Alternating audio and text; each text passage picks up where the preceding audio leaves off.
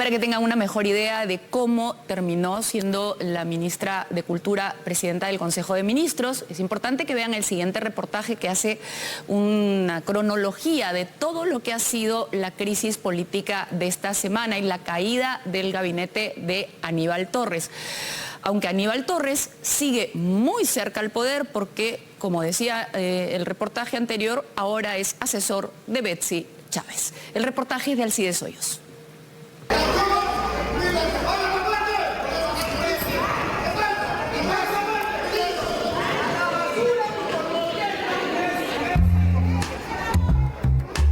Así terminó el pedido de confianza planteado por el Ejecutivo en el Congreso de la República. Llamado para el debate. El debate de ideas fue reducido a gritos de callejón y a un breve mensaje de la mesa directiva. La mesa directiva ha acordado por mayoría rechazar de plano la cuestión de confianza planteada por el señor presidente del Consejo de Ministros a nombre del Consejo. Muchas gracias. Los aplausos de la derecha cayeron cual aguijones en el lado izquierdo del hemiciclo legislativo. Lo único que elige el señor Bermejo es que puede en este momento agarrar su asamblea constituyente y tirarla a la basura. En este momento el gobierno está con un plan absolutamente total para cerrar el Congreso y buscan forzar la Constitución de formas abiertamente dictatoriales.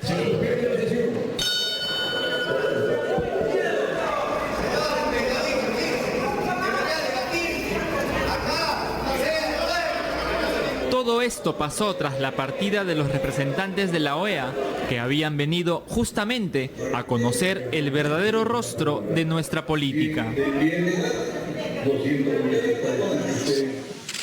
La misión enviada por la Organización de Estados Americanos se reunió durante 2 días con los actores políticos de los 3 poderes del Estado.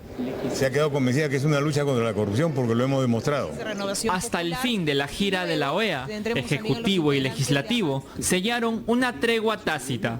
Se esmeraron en mostrar sus mejores caras ante los diplomáticos. No podemos esperar nuevamente que venga un organismo internacional para que pueda poner paño frío. Yo creo que es tiempo de que ambos poderes predispongan sus buenos oficios y dejen de alguna manera las discrepancias, que las discrepancias en el debate van a continuar, porque no le hace bien ni cerrar el Congreso, ni vacancia, ni suspensión, porque estaríamos pateando el tablero de la democracia. La Guerra Fría se calentó cuando el Tribunal Constitucional le dijo al Congreso que su denuncia por traición a la patria contra el presidente Pedro Castillo Terrones debía ser declarada nula.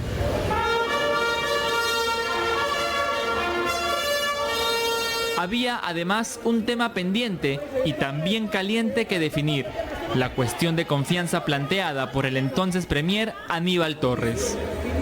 Entre las fuerzas opositoras no había consenso en cómo enfrentar el tema, así que se reunieron discretamente en casa de la congresista Roselia Muruz para definir si se ponía a debate la cuestión de confianza o solo se enviaba una carta al Ejecutivo declarándola inadmisible. Uno de los temas, la cuestión de confianza, ese es uno de los temas, del otro la visita de la OEA. ¿no? ¿Y qué intercambio de opiniones surgió ahí? Ninguno, o sea, yo daba mi opinión, el otro daba su opinión, escuchábamos mutuamente lo que decíamos, no hemos llegado a tomar acuerdos en ese sitio. Lo cierto es que un día después de dicha cita, la mesa directiva del Congreso rechazó de plano el pedido de confianza planteado por el entonces jefe de gabinete Aníbal Torres. La cuestión de confianza no se refiere a una política general de gobierno. La decisión de la mesa directiva provocó airadas reacciones en el hemiciclo. Alejandro Cabero de Avanza País y Hamlet Echevarría de Perú Libre se dijeron samba canuta.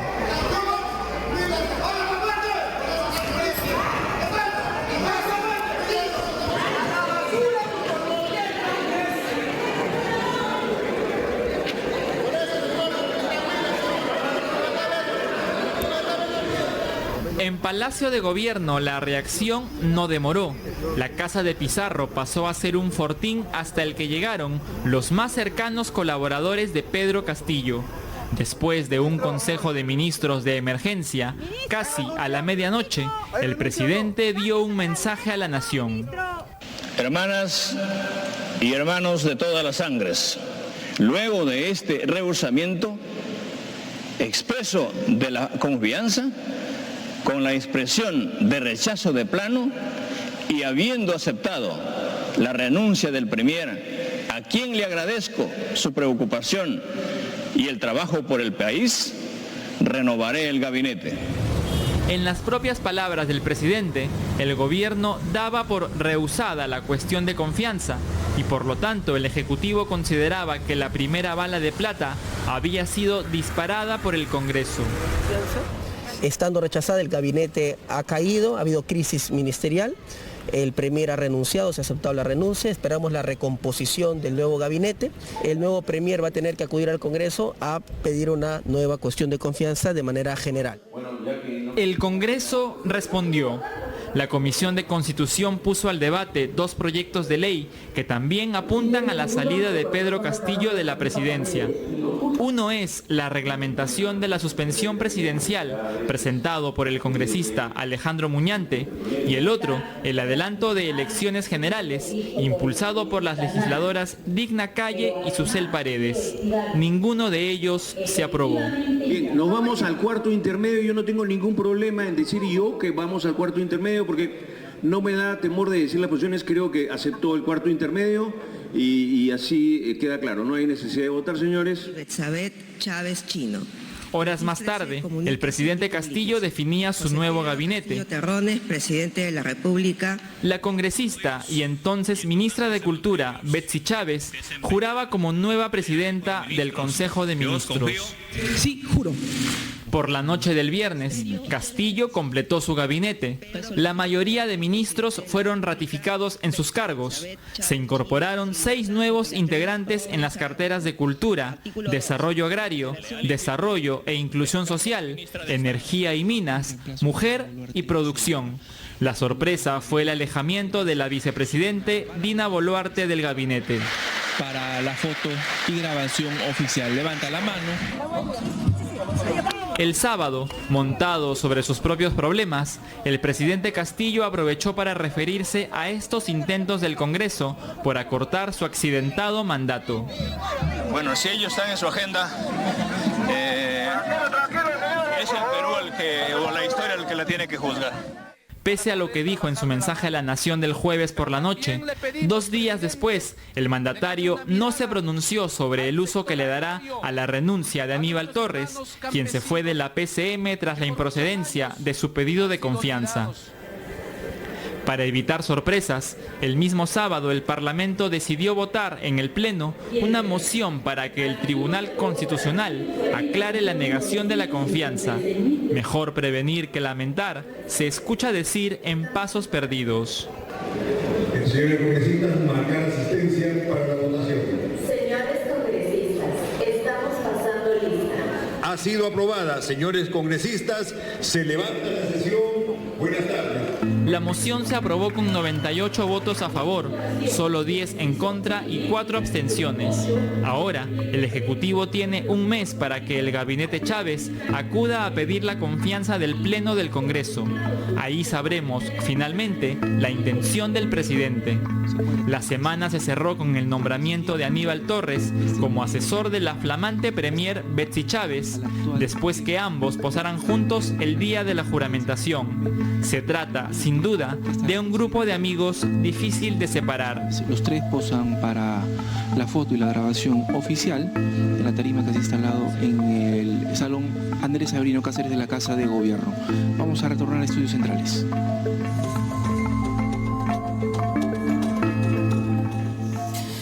Como ven, las cosas siguen iguales en términos de personalidad política. Han cambiado un ministro confrontacional por una ministra confrontacional que además ha contratado como asesor al primero de ellos.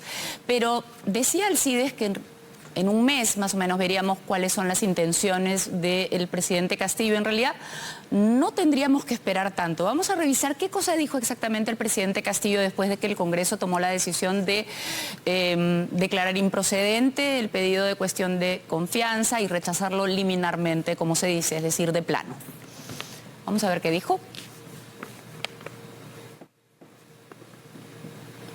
En su mensaje a la Nación, el presidente Castillo dijo el jueves 24 de noviembre, luego de este rehusamiento expreso de la confianza, con la expresión de rechazo de plano y habiendo aceptado la renuncia del premier, a quien le agradezco su preocupación por el país, renovaré mi gabinete. Uno podría haber pensado que esto era simplemente un discurso y podía entrar en toda una discusión de si un mensaje a la nación tenía la misma validez que una decisión, es decir, si tenía un efecto jurídico más allá de un efecto comunicacional. Hemos visto que hay diferencias, por ejemplo, en esto de la traición a la patria, que últimamente ha sido tan discutido. También las declaraciones en una entrevista no han sido consideradas con carácter vinculante y por lo tanto no se consideran suficiente sustento para una acusación. Pero es que esto no es lo único. Hubo una sesión de Consejo de Ministros y en esa sesión sí dejaron claro que lo que ellos querían interpretar era que se había negado la confianza, a pesar de que la ley dice expresamente que para negar la confianza tiene que haber un debate y una votación en el Pleno. Y la ley está vigente y el Tribunal Constitucional ha declarado que es una ley constitucional. Pero en esta acta, que tenemos una copia del Consejo de Ministros, queda clarísimo que ellos optan por interpretar que se ha negado la confianza al gabinete y por lo tanto lo consideran la primera negación de confianza. Y estas son las actas. Bueno, el acta, son páginas del acta.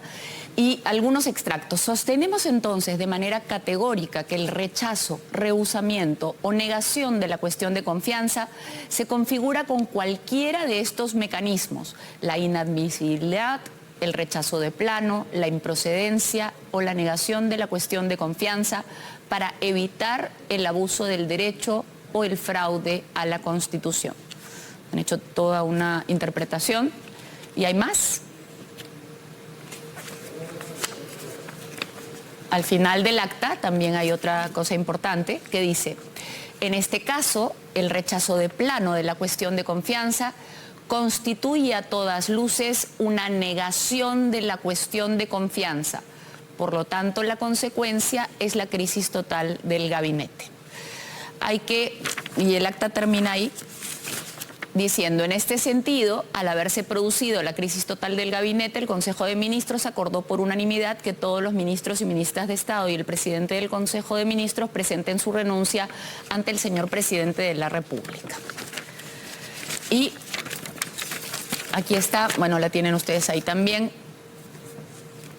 el acta firmada por los ministros Aníbal Torres, César Landa, el ministro Barragán, el ministro Burneo, el ministro Huerta, el ministro Serna, la ministra Portalatino, Patricia Ocampo Escalante, Alejandro Salas, Roberto Herbert Sánchez, Alessandra Gilda Herrera, César Paniagua, Jorge Luis Prado, Wilber Gabriel Rosas, Claudia Dávila y Betsy Chávez Chino, al final como ministra de Cultura.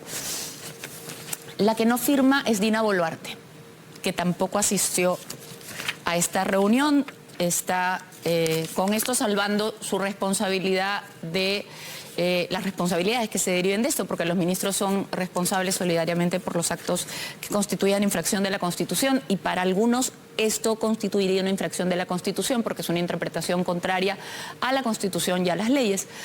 Y de eso se van a tratar los debates en los próximos días definitivamente. Después de este Consejo de Ministros, el ministro Aníbal Torres, hasta ese entonces presidente del Consejo de Ministros, presentó su renuncia. Por ahí también. Esa es la carta, dice: conforme a lo acordado en la sesión de Consejos de Ministros de fecha 24 de noviembre, presento mi dimisión al cargo de presidente del Consejo de Ministros, el cual vengo ejerciendo desde el 9 de febrero del 2022. Agradezco la confianza y ya. Este es el sello del despacho presidencial y se le da trámite al día siguiente, eso sale en el sello del costado. La hora de recepción dice 10:55 de la noche, que es justo después de esta reunión del Consejo de Ministros. ¿Qué hizo el Congreso? El Congreso ayer decidió presentar una demanda competencial ante el Tribunal Constitucional y también pedir una medida cautelar. ¿Qué significaría eso? Que el Congreso va a pedirle al Tribunal Constitucional que se pronuncie anticipadamente sobre si ya esta interpretación constituye el hecho y no el acto preparatorio, y si esta interpretación interfiere en la competencia del Congreso de ser el único que interpreta, cómo se rechaza o no se rechaza, si esto es o no una cuestión de confianza. En realidad, la cosa es más compleja que esa, porque el acta demuestra claramente que se ha hecho una interpretación contraria a ley y contraria a la Constitución. Entonces, más allá de dirimir competencias, lo que probablemente analicen los especialistas en los próximos días es si hay o no infracción a la Constitución, que es algo bastante más grave y que podría resolverse con mayor rapidez. Esto podría generar, además, que si no se decide nada y se presenta la presidenta del Consejo de Ministros elegida pronto frente al Congreso, por ejemplo, si apura la presentación de su gabinete frente al Congreso y pide rápidamente que le otorguen la confianza o se la nieguen, y el Congreso decide negársela, el Ejecutivo podría decir: se produjeron 2 negaciones de confianza, disuelvo el Congreso. Y entonces ahí se presentaría el tema de si el Congreso está disuelto, ¿puede hacer algo? Es decir, entonces tiene sentido que haga algo como medida preparatoria, esta medida cautelar, como quien dice. Se está presentando realmente todo un problema cada vez más grave en esta crisis política que tenemos que enfrentar. Y no hay respuestas porque no hay antecedentes a situaciones así. Nunca a un ejecutivo se le había ocurrido interpretar que se le había negado la confianza. La confianza era denegada o no era denegada. Y nunca habíamos tenido este nivel de confrontación. Con Betsy Chávez como presidenta del Consejo de Ministros no se espera menos confrontación. Así que vamos a ver qué es lo que pasa.